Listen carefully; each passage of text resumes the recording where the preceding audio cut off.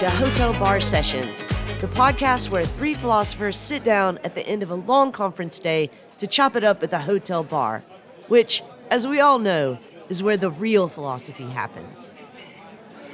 All right, welcome back, everybody, to Hotel Bar Sessions. I'm super excited about today's episode. We are going to be rouging our knees and rolling our stockings down, and we're going to be talking about musical theater, its history, its importance in culture, and why Rick and I in particular love it so much.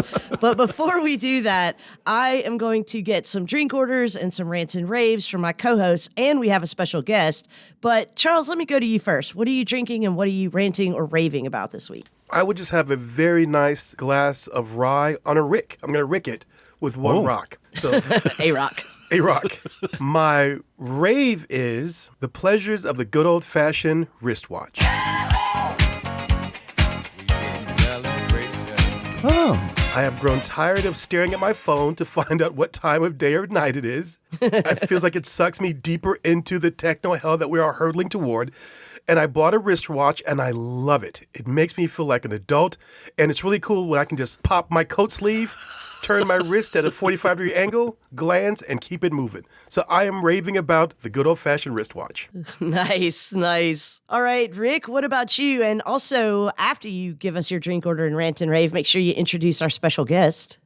So, Noelle, I'm going to have a gin gimlet, please. You know how I like it. And this week, I am raving about the DePaul Humanities Center.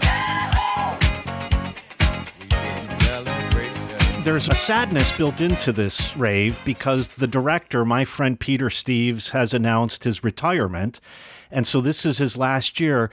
But what I love about the center is that he has decided he's not going to talk about why humanities are important. He's going to show it. And so I think he does a lot of great events. I'm sad to see him go, but I want to rave on his way out as he does his farewell tour. Nice. Before we get to you, Lee, I brought a friend with me to the bar. We are joined by Blake Zolfo, who is, first of all, my nephew. So yes, we are nepotistic on this podcast. If my other nieces and nephews want to be on the podcast, you just got to grease some palms and you're welcome. So Blake has studied music and musical theater, including dance. He is an incredible dancer. Blake and I talk an awful lot about theater in general and musical theater. And besides being a performer, he's really thoughtful about it. And so we thought it would be fun to have someone who actually knows what the hell they're talking about talk with us about musical theater. That's new for us. So, Blake, Noelle's here. She's our bartender, and she wants to know what you're drinking. And then we want to know, are you ranting or raving? Hi, Noelle. Great to meet you. I would love a whiskey ginger. Don't really care what the liquor is. House is fine. I like your style, Blake. Thank you so much. My rave is, I'll say it, about the Chicago transit system. I know that the grass is always greener, but you guys have Wi-Fi, or I should say access to the internet at all times, and I'm going places and I have no idea how to get there, but I'm underground in New York, so there's a rant in there too. Glad to be here in Chicago, for sure. Well, welcome. Lee, what about you? What are you drinking, and are you ranting or raving? So I'm going to have my usual, a Fireball and Diet Coke. And I am ranting this week about allergy season. And let me just say, I don't have allergies. I'm not allergic to anything, but my partner has allergies. It seems like a lot of people do have allergies. First of all, it looks like a miserable predicament to be in, just physically. And I think, second of all, I can't imagine how much it must suck now to go through allergy season with allergies, and you're like, are these allergies? Is it the flu? Do I have COVID? So yeah, thoughts and prayers out to all of you with allergies. All right, so Rick Lee is in the hot seat today, and there's a million things he hasn't done, but just you wait, because he is going to be talking about musical theater today. So Rick, give us an intro. The three of us regular co-hosts of this podcast often talk about musical theater and how much we enjoy it, things that we think are important in musical theater. I know Lee is a big fan of the Pirates of Penzance. And I was thinking about back to our style episode and then also our music episode. There comes a moment in which I think it's healthy to take stock of your aesthetic choices and to figure out, is this a good thing that I'm enjoying or not a good thing? And why am I enjoying it?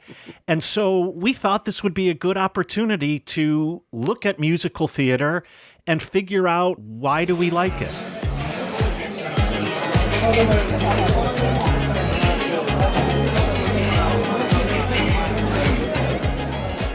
Okay, Rick, let's start at the very beginning. It's a very good place to start.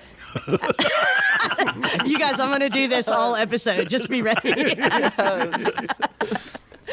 So why don't you give us a little bit of history of the musical theater? How did we get here? This is an interesting point because for many philosophers, drama is one of the highest forms of art. This goes back to Aristotle. It includes Hegel.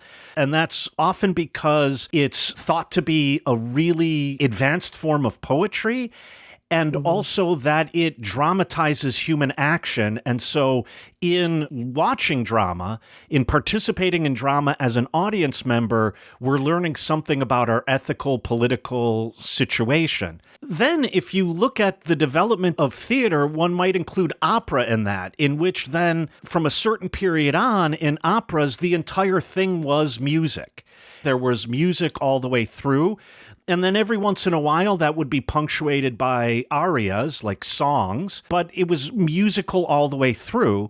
But musical theater is interesting in that it's not music all the way through, that it is a drama. By the way, I include comedy in that, so drama includes comedy and tragedy.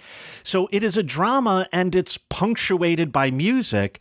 And I think artistically, this raises an awful lot of questions, like what is the music doing? Why is there music? And so on. And also, I think especially in the US, there's a link between musical theater and the experience of lower class people, particularly immigrants. So that musical theater was a kind of entertainment for those who couldn't appreciate Wagner or Mozart. And so then they would go and they would actually see good theater performed that was actually entertaining. So I'm also interested in this link between sort of high-low art and high-low culture. I think musical theater plays in really interesting ways in that arena as well. I have a question, and it's a clarifying question, and I apologize for apologizing up front with this question. But when we talk about musical theater and as the conversation evolves, will this include movie musical? I don't see why not. I do. Oh, interesting. All right, Blake.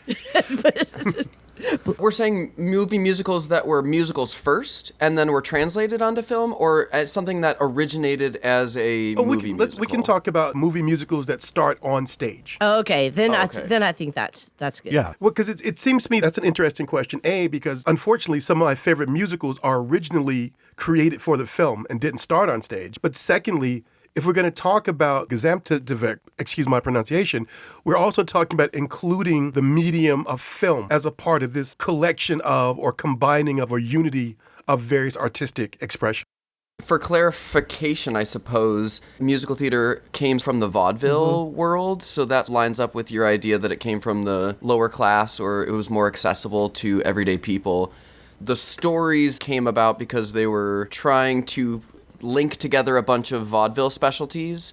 And so it is this halfway child between vaudeville and opera, traditional opera. But if we follow out that link to vaudeville, then it seems to me that if film is a medium that is more universally accessible than theater is, in terms of prices, in terms of its ubiquity, and so on, then we might be legitimately following out the origin and home of musical theater to take seriously those musicals that were originarily or even only on film as part of this common person's experience. Because for me, the question becomes, does the musical created for film do everything that the stage musical does?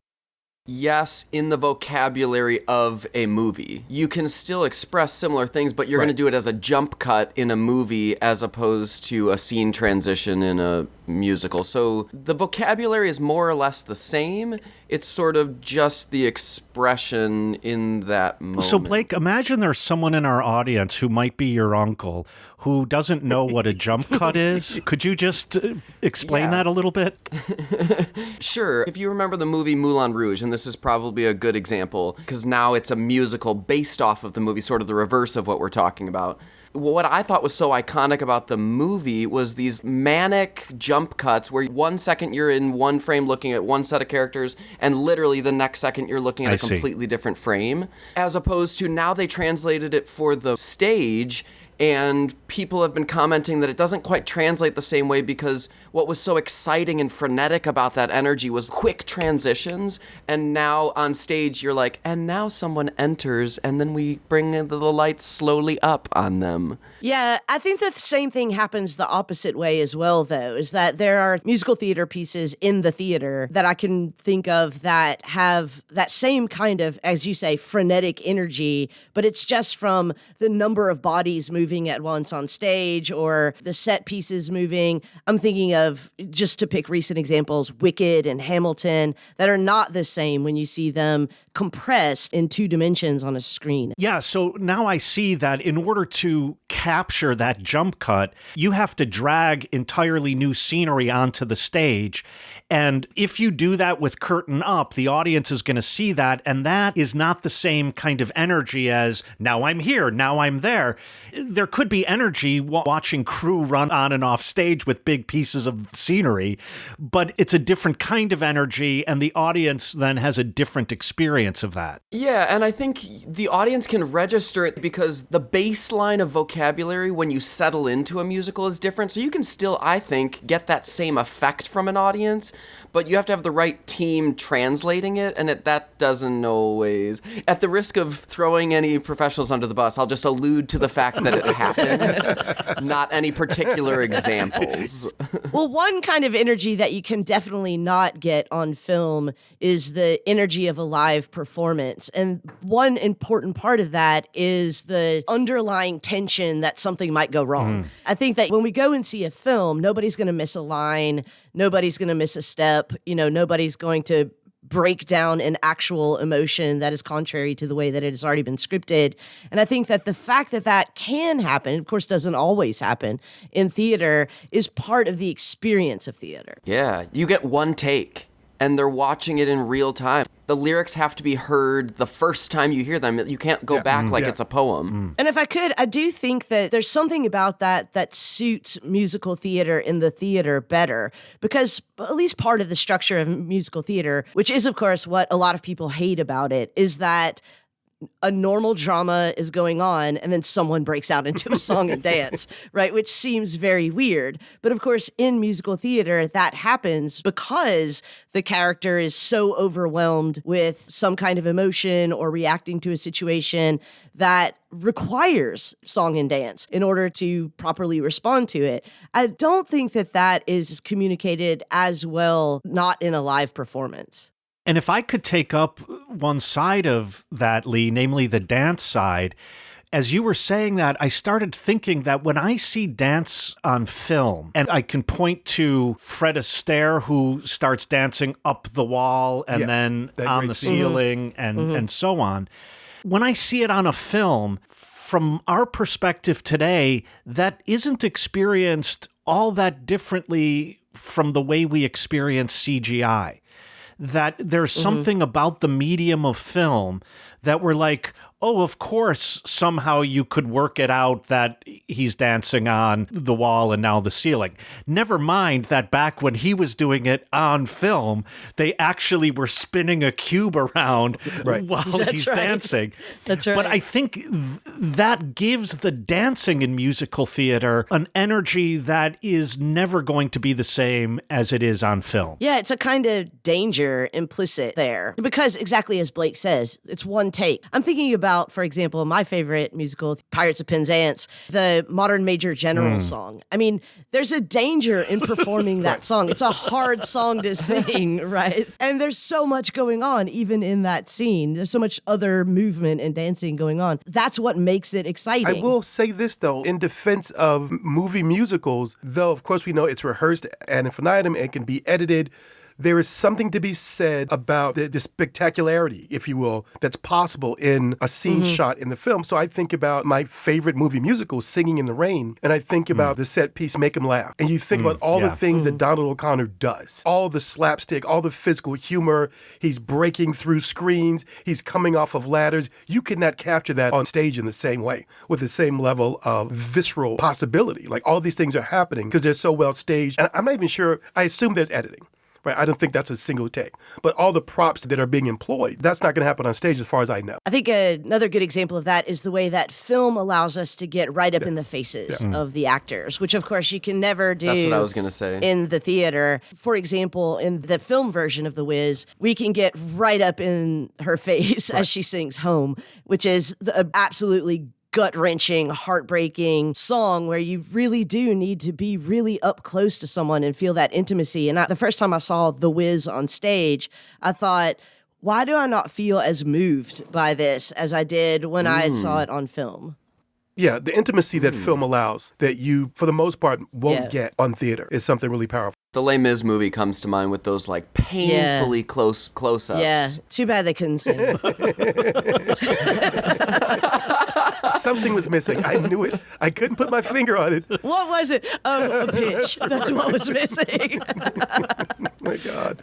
But God bless them for doing that, though. That's really brave on their part. But here's something that I always appreciate, but also have been critical of about musical theater, is that the music allows for bad acting to be hidden. A bad actor, if they're a decent singer, can get away with it. Oh, look at Blake's face. You just threw down there, Charles. You just threw down. I would argue that the phrase is broader acting as opposed to better or worse, because I think part of the, maybe not charm, but one of the strengths of stage theater as opposed to filmed theater is that you can get away with a vocabulary that's broader, which I would argue allows the audience to feel more fanciful feelings or broader feelings. And that's one of the strengths of musical theater. So I agree with you that maybe the specificity is lost in some ways.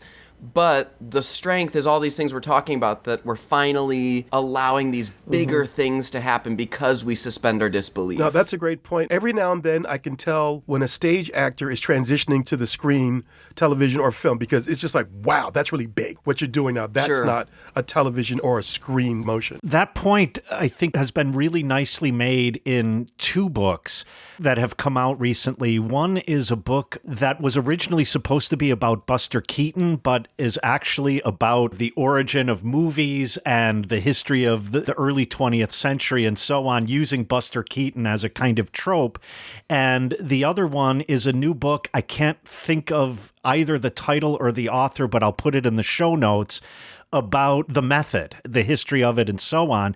And both of those books make this point that the camera can be, as Lee said earlier, so right in your face. Also that you're mic'd. I mean, even in the early days of talkies, you were mic'd pretty closely so that you can't project like you have to when you're on a stage in a theater that you might be 700 feet away from an audience member. And so I think that kind of broad acting also emerges out of another point Lee made earlier, namely that when I'm in the second balcony, I can't see your subtle facial expressions. And so somehow that has to be communicated to me in another way. But what I like about Blake's point is that there's something about the broadness of that extends out and can encompass all of us in a way that the quiet and less broad acting of film cannot. Yeah, I think it also makes it more accessible to the masses because music is something that affects us subconsciously, so we're taking these things that are easily accessible and using that as a giant springboard to get everyone up to these emotionally heightened places. That, not to say that you can't do that in a movie theater, because you have the big IMAX screen, there's a different way you do that.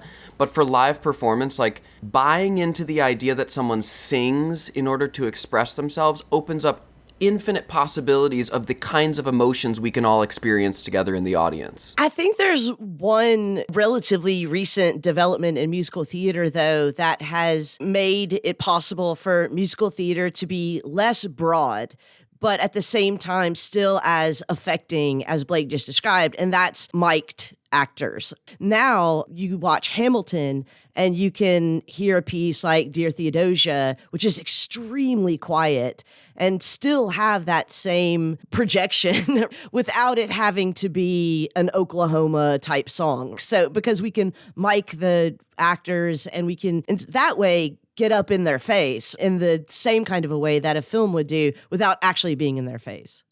And then that contrast is heightened even more. If the rest of the songs are so big and broad, then we finally bring it down to this quiet moment, and it's so effective, especially the one you just talked. Yeah, I love that. But on the other hand, Hamilton. Blake, let me ask you a more technical question.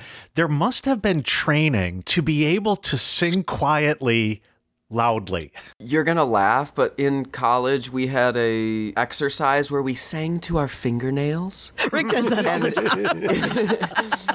It was in that moment that I thought to myself, am I paying too much for tuition?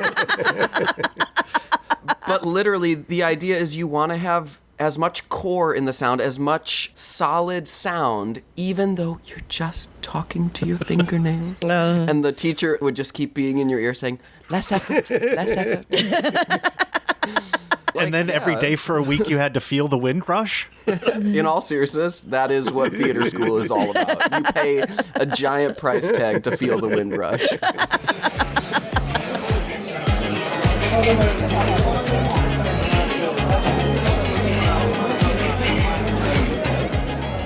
Hey listeners, before we have too many drinks and it slips my mind, if you can't catch us at the hotel bar, you can catch us on Twitter at Hotel Bar Podcast. You can also follow our HBS hosts individually on Twitter to catch their off-air thoughts. You can follow Charles at C_F Peterson. And Peterson is with an O, not an E. O, not an E. Rick is at Rick Lee Philos. That's Rick Lee with 2 E's and Philo spelled like half of the word philosophy. And Lee is at Dr. Lee M. Johnson. The doctor's abbreviated, and Lee spelled Leigh. Now, back to our conversation.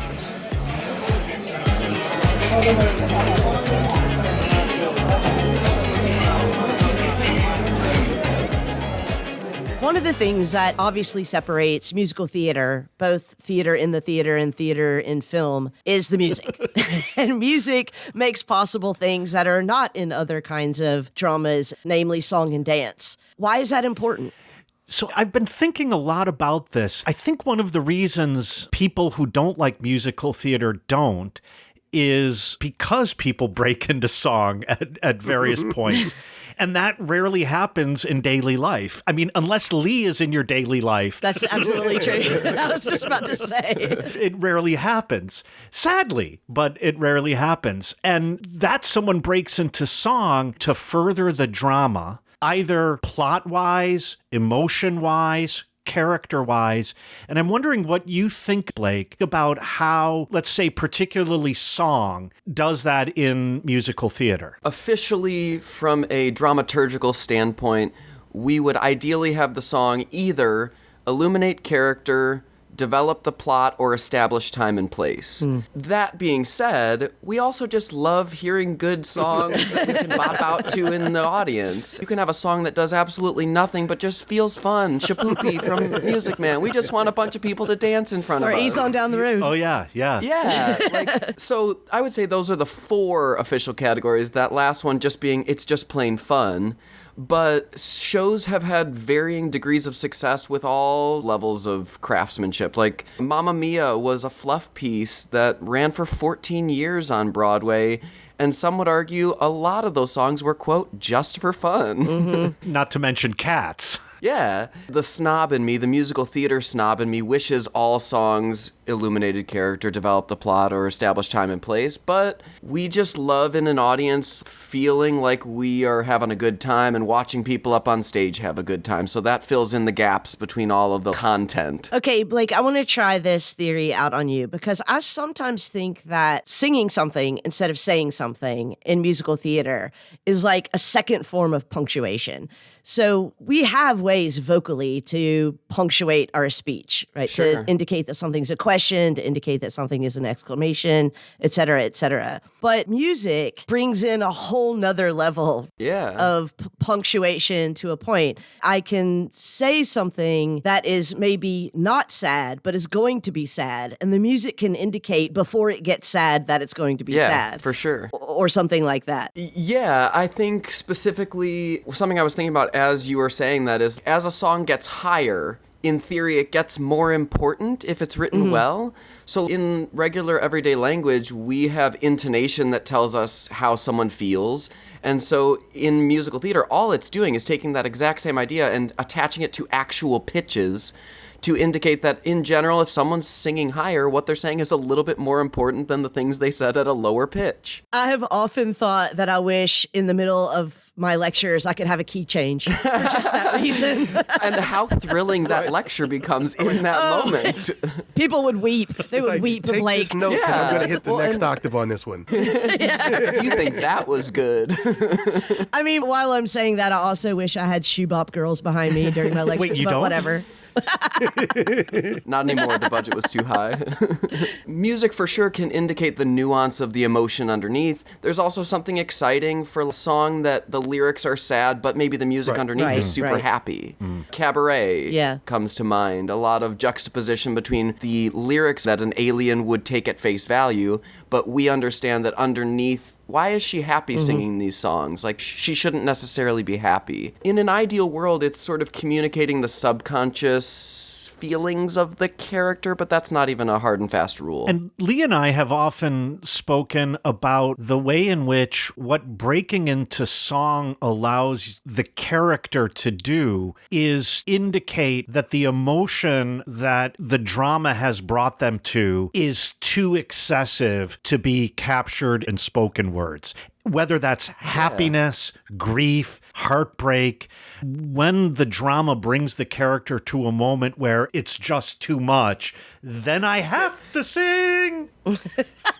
Yeah. Can I ask a genuine question of y'all? Do y'all, when you're really happy, not sing? I'm being so 100% genuine. do. People say, like, no one in real life sings when they're happy, but we do. We just sing songs that someone else has written because we can't compose them ourselves. But you know, Blake, I think that this is something that is a characteristic of A, people who sing, and B, people who love musical theater. I think that there are a lot of people who don't see singing as a better way of expressing themselves than speaking. Are we saying there's a demographic of people that believe that musical theater songs come out of nowhere and are unrealistic, and also like listen to Adele and sing along and cry in their rooms? We think that there's an overlap between those two? So I think that both of those are a demographic, and there might be an overlap between those two. But what I was talking about are people who can't sing or don't sing, and whose relationship to music with lyrics is not to think that that's a better way to express emotion than just speaking. I agree with the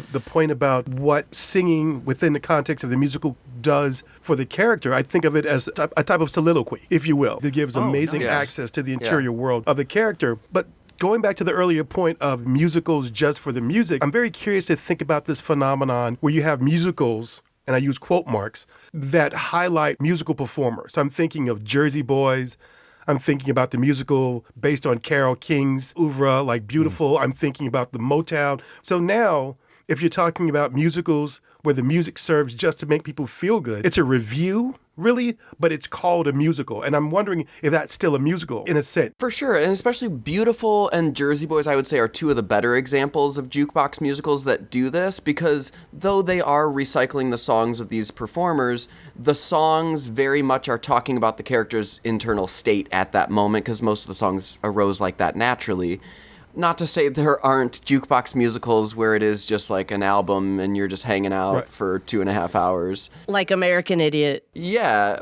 Margaritaville comes or to Mamma mind. Mia. Yeah, Mamma Mia, exactly. Yeah, there's less pressure to have it come from the characters. I would like to think the audience on some level is subconsciously aware that it's just fluff, as opposed to it does do these things that we're hoping it does for the characters. I find nothing wrong with going to the theater with the intention that I just want to be entertained for an hour and a half, and I just want to have fun, and I don't want characters, I don't want plot, I don't want drama, I just want to have people singing fun songs that I remember and I know the words to. I don't believe you, Rick. Even if the songs are just fun, and even if it's not a particularly educational piece of theater, I do think that you expect that ideas will be expressed, characters will be developed, something about it will be memorable. And I actually do think that you probably expect that you'll learn something from it. I take Rick at his word that he would go to a Kids Bop musical. I take him completely at his word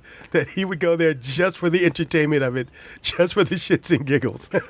Wait, Lee, did we open the burn unit again? No, I'm not. This is not a burn. Like, I mean, I just disagree with Charles. I think if you went to a show like that, you would say it sucked. I guess what I was saying is, and Blake used this word before, and I think now it's time that we redeploy it, that if it's announced that this is a review of Broadway from the 30s through the 50s, and I'm just going to hear some of the biggest numbers from Broadway musicals in that period, I don't have any problem with that. But that wouldn't be a musical theater. Exactly. Yeah. Then it's more like a concert. Yeah, it's a review. Yeah. But I think if you were going to a musical theater piece, and the songs were nothing but entertaining songs, I think that you would say that show sucked. I mean, I'm a fan of the jazz vocalist Kurt Elling. By the way, alive today, Charles, and therefore recorded after 1972.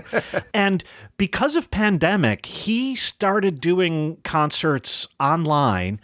And what he decided to do was actually tell a story that was written independently of the songs, and then take a lot of jazz standards and then some new compositions and actually do a one-man musical online. And I thought, first, that was a really brilliant way for a jazz vocalist to use the medium that is probably better than if he just sat on a stool in front of a camera and started singing "The Summer Wind Comes Blowing In." But secondly, I really did appreciate the way in which the music, both, to use one of Lee's terms, punctuated the drama, but also intensified the drama.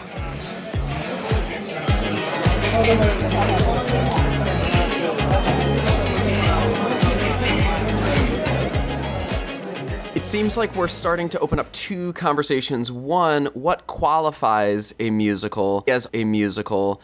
And two, what do we as audience members respond to? Oh, snap. So it's the non-philosopher who asks the philosophical question, what is it? Blake, you are welcome back anytime. Anybody who asks us He beat to you to it, Lee. He beat you to it.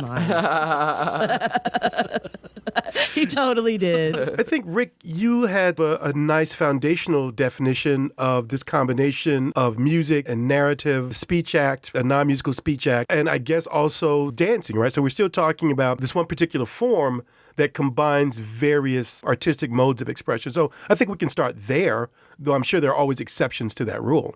And I think what you're pointing to, Charles, is that, as I think Lee said in the last segment, in musical theater, we want there to be drama. That is, we want there to be a plot. We want there to be something going on that is not just the music. In other words, it's not just a concert. And so what makes it not a concert is that there is drama going on. Yeah, so I think that it's both music and theater, but the music is part of the theater, part of the drama, and not, for example, a soundtrack or a score. Well, I assume that when you said just theater, that included necessarily dance as a component of it. But yeah, I guess we should be very specific about dance making something a musical as opposed to just a concert. Well, it's interesting, Charles, because you raised the concept of a speech act, and I'm no expert in speech act theory, but I'm wondering if there isn't an interesting way in which it can contribute to this conversation, in that speech act theory says that what we do when we're speaking, what we do when we're using language,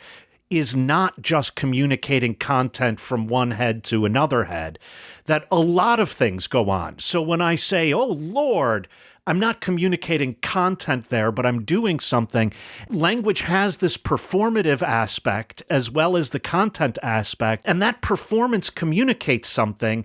And maybe then in musical theater, the songs and dance also communicate something in their performance that brings the drama along, intensifies the drama, or as Blake indicated, what was it? Moves plot, established character, or established time and place. Yeah, I think a lot of times the song and dance gives us a window into the inner life of the character. So serves that second function that Blake just mentioned, which we can't see in a regular drama. I can only hear what the character is saying. I can't then have the rest of the drama stop while I look into the character's inner life, right? But you can get that in musical theater. And that's one thing we really haven't focused on, which is the choreography that goes along with musical theater, and how the choreography gives us such an insight into characters. I think about West Side Story and the moves that the two gangs, the Jets and the Sharks, have that are very specific to them, certainly culturally specific, that the choreography shows you, and that tells you something about this subworld that these two groups live in. Blake, if I'm not mistaken, you've done some choreography, right? I have. I've done a choreography or two. I've dabbled in choreography. They call it a graph, Rick. Look at you. What kinds of things do you think about when you're choreographing a dance that is part of a drama? I would say most choreographers, myself included, start from the story every single time. Like, we'll have a choreographer, or I will step to the front of the room and say, okay, so the moment that's happening here is ABC, so that we all wrap our brains around the main story, because sometimes every single move in dance doesn't need to communicate this specific story. It can just be like, and now we're joyful, so we're just going to communicate a bunch of joyful. But I would say even in audition situations, like the Hamilton audition, they'll say things like, okay, you're representing Burr's inner thoughts right now, so keep that in the back of your mind as we're moving our arms here and moving our hands. So there's a macro that in contemporary musical theater is 100% serving the story. And then you get into the micro, which may be a little bit more improv-based, or just maybe speaks more specifically moment to moment to the emotional states. I got to be honest that at a certain point, the image that popped in my head was Robin Williams in Birdcage doing that bit about Twyla Tharp. Yeah. But inside. I think in good, and I would even say in most contemporary musical theater on Broadway right now, I would imagine they are starting with the through line of the characters and then breaking it down to beat by beat, 8 count. Just back to the Hamilton example, I mean, one of the interesting things about the choreography in Hamilton is that it actually does communicate so many really important plot points, even in that very first opening scene where the story of Hamilton's early life is being told. You see them communicate in song that a cousin died, I think, hung himself. But you see a dancer in the back step up onto a stool and pantomime hanging himself. And that's often really interesting how the dancers are also telling parts of the story, establishing character, establishing time and place, doing all the things that we traditionally think of speech and music, song doing. But the dance often can do that as well. Well, and what I'm realizing as we're having this conversation is dance opens up a little bit more ambiguity in a good way so that the individual audience members can interpret that moment separately. Because, like, I mean, if you say I love you to another person, there's only certain ways you can interpret that.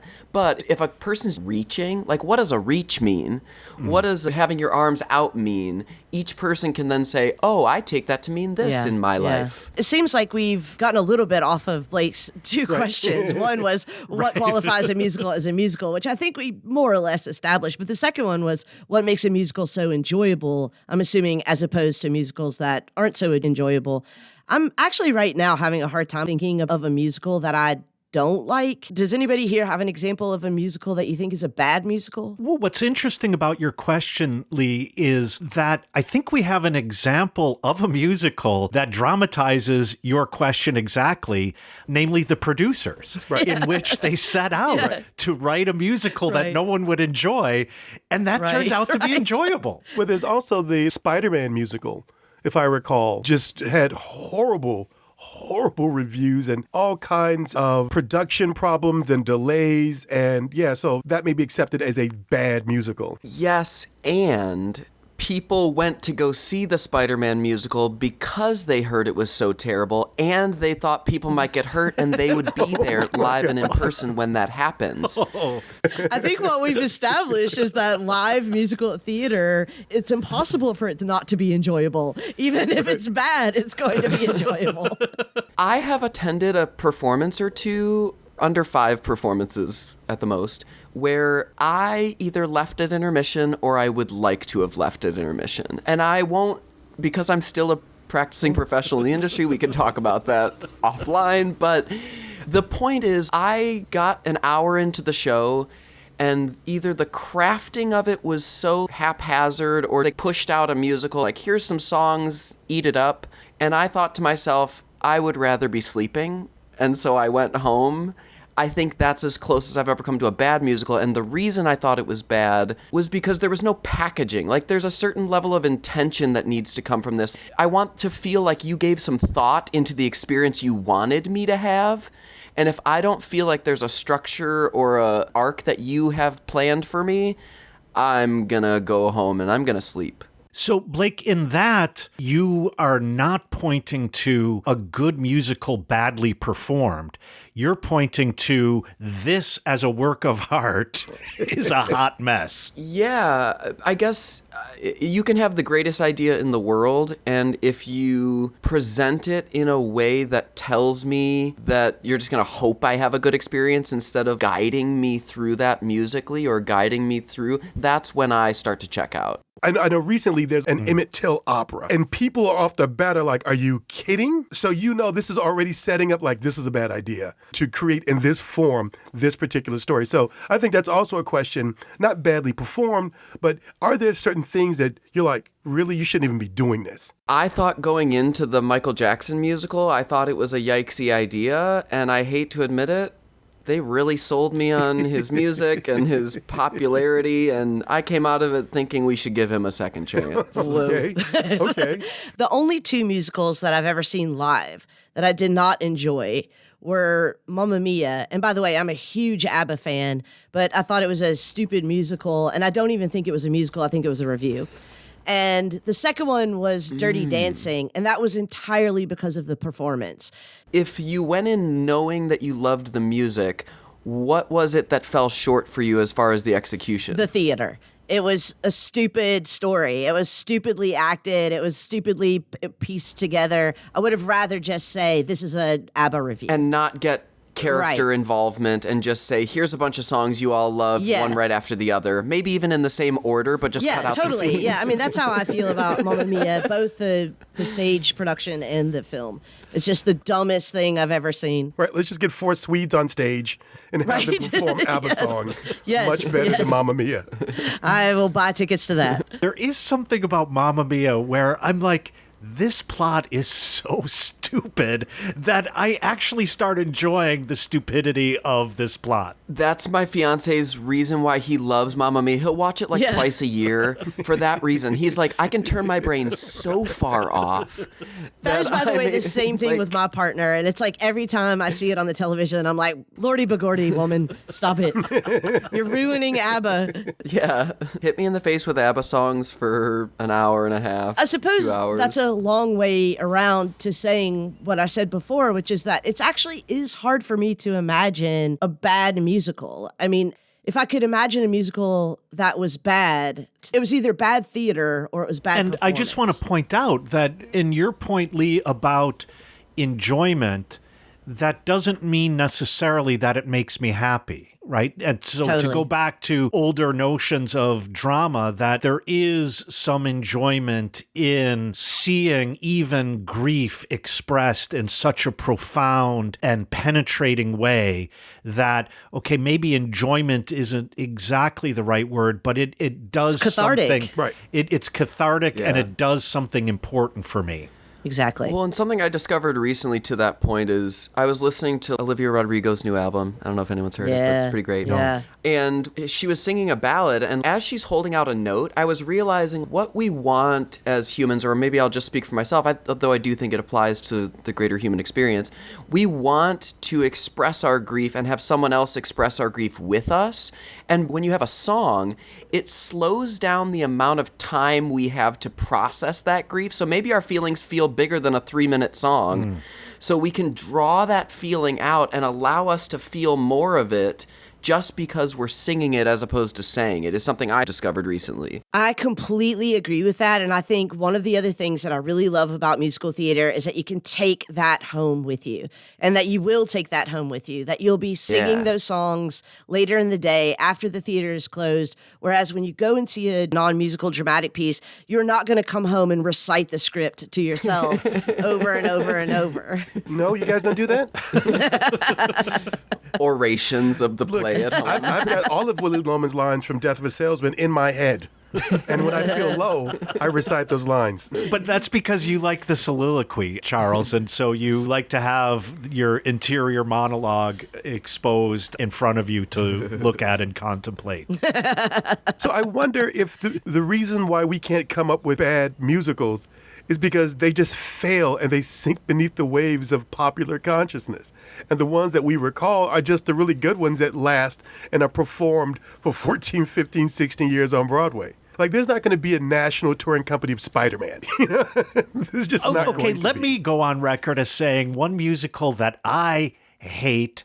I hated it when I saw it, and I was enticed to the film version of it and hated it, is Cats.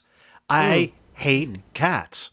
And I hate it because it's stupid. It's really stupid. There is no plot. You don't know who these cats are. You don't know why. You don't know. You don't care. You don't care.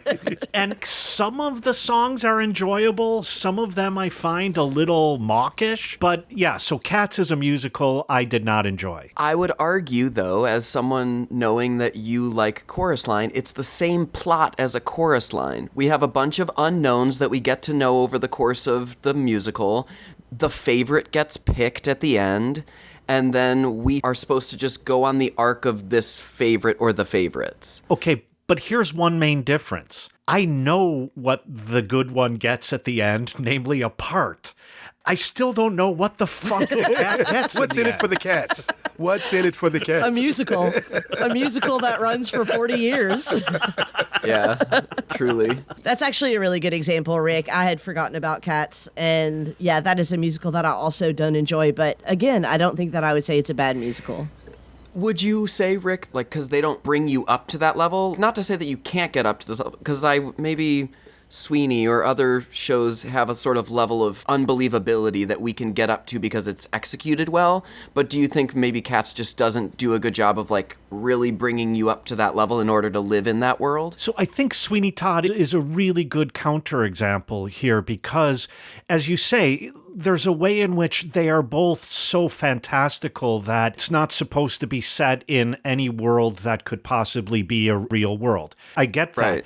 But, you know, even if you think the way in which even the music of Sweeney Todd and the drama of Sweeney Todd leads us up to that point. Yeah. It is, in a way, internally believable, whereas Cats isn't even internally believable. The opening number of Cats is like, you either believe we're cats or you're in for a long 2.5 hours. And I should have walked out then. Yeah. With Sweeney, I feel like you want to believe this is possible, especially with the larger narrative. There's something so heartbreaking and tragic that you want this to have been possible. They really establish the emotional core of it and then get you into the heightened drama, as opposed to Cats sort of starts in that super heightened place. Yeah.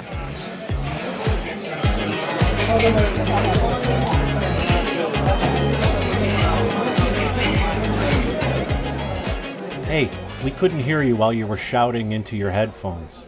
So if you have feedback or suggestions for future topics, or if you just want to pick a fight with one of our co-hosts, or in fact all of us, just visit us at www.hotelbarpodcast.com and click on the interactive page. If you want to belly up to the bar with us, at least virtually, you can always email an audio clip, keep it under 2 minutes please, to hotelbarpodcast@gmail.com. If it's interesting, we're going to steal it from you. If it's not, we'll send you our Venmo handles and you can virtually buy us a drink.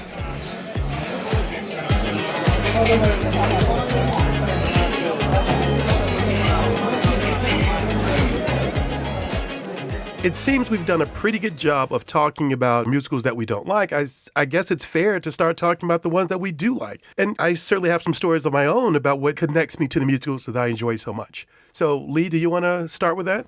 Well, I think everyone here knows that I love the Pirates of Penzance.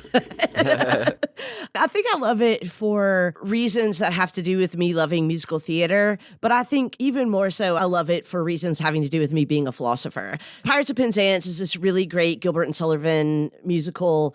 It has the same amount of lyrical dexterity as Hamilton. So I feel like if you're a Hamilton fan, you will also like the Pirates of Penzance. Great catchy numbers, great story that has a lot of interesting twists. But the primary drama in it is between this young pirate who had been promised to be a pirate until his 21st birthday, but it turns out he was born on leap year. And so he's only 5 when he thinks that he should be free from being a pirate. And he's torn between his duty to honor this pledge to be a pirate until its 21st year and the love that he has for the law, the queen, and a beautiful young maiden. So it is a perfect send-up of Kantian deontology and probably the most hilarious and clever way of anything that you will find outside of Les Miserables. Rick? This question is very hard for me because I realize that I love a lot of musicals that I know are intensely problematic. For example, The King and I. So there's something compelling about the story. The numbers are great. Shall We Dance, I think, is a song that you cannot help but dance to while you're hearing it. And it's how I learned how to waltz. But I mean, the racial presentation in King and I is incredibly problematic unless you now take it as the British Museum in the way Charles keeps pointing out. I can go to the British Museum to understand a whole lot about British colonialism. And so if I take it as a marker of British colonialism, then maybe it's watchable. Similar things about South Pacific, I think you have to be carefully taught is even given the problematic nature of South Pacific, is an incredible song that has a lot to teach. That being said, I think these days my favorite musical is Company. Okay. I love the story of it. I love the characters in it. And it has, I think, some of the funnest and most interesting songs. I like Sorry Grateful, Ladies Who Lunch. I mean, come on. So, Blake? Yeah, I probably have 2. Right now, it's a tie between Come From Away. I've seen it 4 times on Broadway, and I plan on seeing it at least once a year until I die or it closes. It's an hour and a half straight through, and I think more shows could benefit from that old hour and a half straight through model. Totally. And there's not really a conflict after the big conflict of 9/11, but the story itself is just about people learning to help each other, and I just, it warms my little cold, icy heart. And then the prom. My fiance's in the prom right now, and it's just a quintessential musical comedy, setup, punchlines, and the comedy arises from socially relevant things. So I always appreciate that little bit of lesson strung among all of the jokes. And I get to go see him tomorrow night. Nice. Plug. Charles, what about you? This is not an easy question for me because I'm not a huge musical theater fan. Probably Jesus Christ Superstar is one of my favorites. Yes. Because I remember seeing it, well, the film version of it in later theater. But I loved it because it was the first time I'd seen a musical that had a rock score. And that was new compared to the older Hollywood type of arrangement. And I loved the scenes where Jesus was more human, where you see Jesus' anger and frustration with the disciples. And that was a very different portrayal of Jesus from what I was learning in church. The only drawback is, and this is the nationalist, I mean, this is my father's voice coming through. My father's like, why does Judas have to be a black man? And I was just like stuck in my head. They should all be black. Thank you, right? And Sunday in the Park with George, the Sondheim musical, I absolutely love it. And I think I love it because when I first saw it, it was the Mandy Patinkin and Bernadette Peters production. I love Bernadette Peters. I think she's absolutely amazing. I think she's incredibly underrated as a comedic actress and as a singer. And Mandy Patinkin may be my all-time favorite musical theater performer. I think he's a hell of an actor, an amazing voice. And I love it because I love the actual picture. Whenever I go to Chicago and I go to the Chicago Art Institute, I make my way to the Impressionist Hall and I always take a look at that and I always just hear the songs from that musical running through my head. So the musical combines my favorite musical theater performers, some of the greatest songs. The Art of Making Art is an amazing song to me, but it also combines with my actual favorite physical canvas-based pieces of art. So yeah, Sunday in the Park with George would have to be my favorite musical. You know, I wonder if one of the reasons that more people don't love musical theater is because more people don't see musical theater. I mean, we had started out talking in this episode about how musical theater comes from an attempt to bring theater to the lower classes, but of course now it's extremely expensive to go to the actual theater. And many of these big Broadway productions either don't go to small towns where people can see them, or if they do, people can't afford them. And if you can't afford them in your town, you certainly can't afford to fly to New York and see them on Broadway. So that brings me to a point, but I actually need to ask Blake first.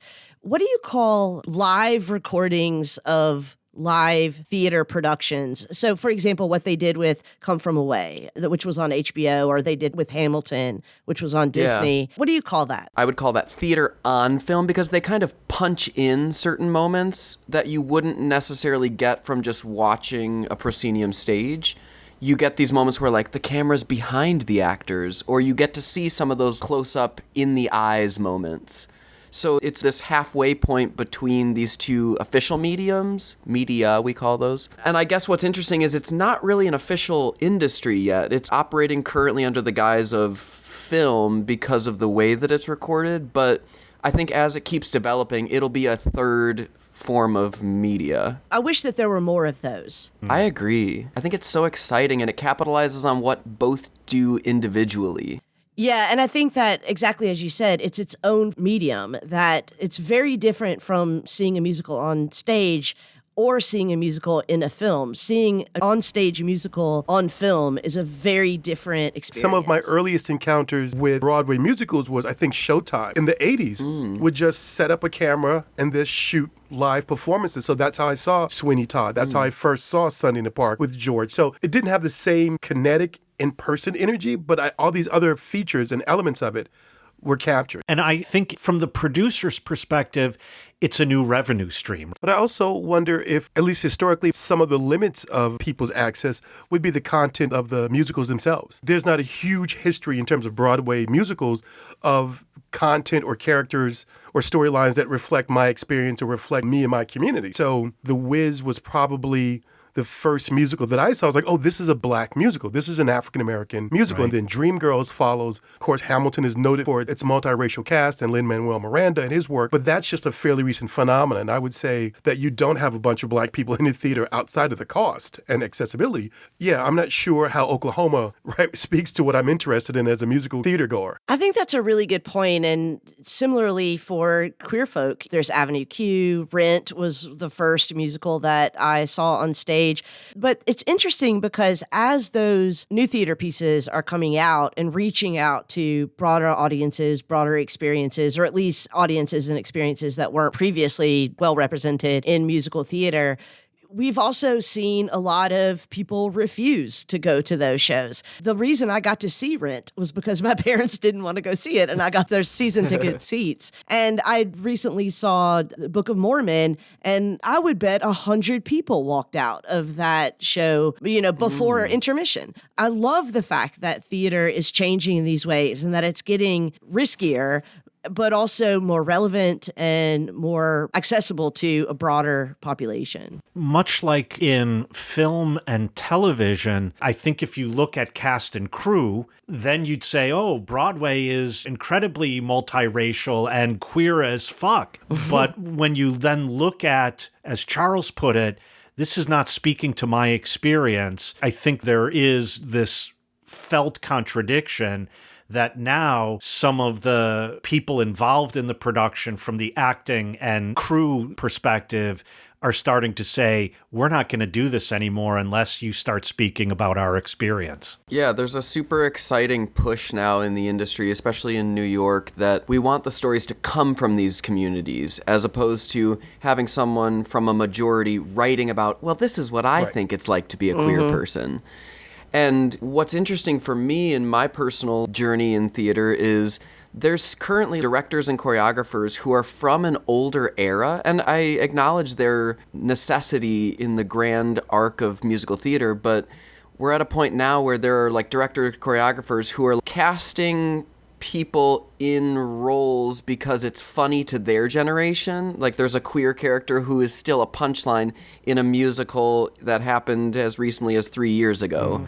So there's an interesting turnover that before we have the real turnover, people who have established themselves in our industry who are doing these old tropes and really keeping them alive. So the progress is a little bit slower than I personally would like, and I would imagine other people feeling similarly. Amen. Amen.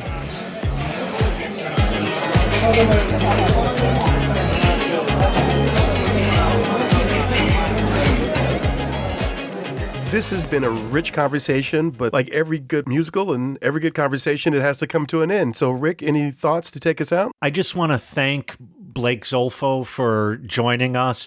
I think the conversation was enriched tremendously by having actual knowledge at the bar. So thank you so much, Blake. I think this has been, for me, a learning experience in that now I feel confident in being able to say not only why I love musical theater, but why I'm legitimate in loving musical theater. So Noelle just flipped on the lights, last call. There was no big finale in that. The lights just came on and we got to go. But before we do, let me remind you all that you can go to patreon.com/hotelbarsessions. We have many levels of subscriptions available, from the very affordable to ones that will allow you to ask us to do pretty much anything you want as long as it's legal and moral. And as Lee constantly reminds us, we really do have loose morals. So please do consider supporting us on our Patreon page, patreon.com/hotelbarsessions. All right, you degenerates. I've called a cab and it's on its way. I say we all three jump in the cab and leave the bill with Blake. What do you say? So long, farewell. Auf Wiedersehen, goodbye. All right, everyone. Have a good one. Thanks, guys.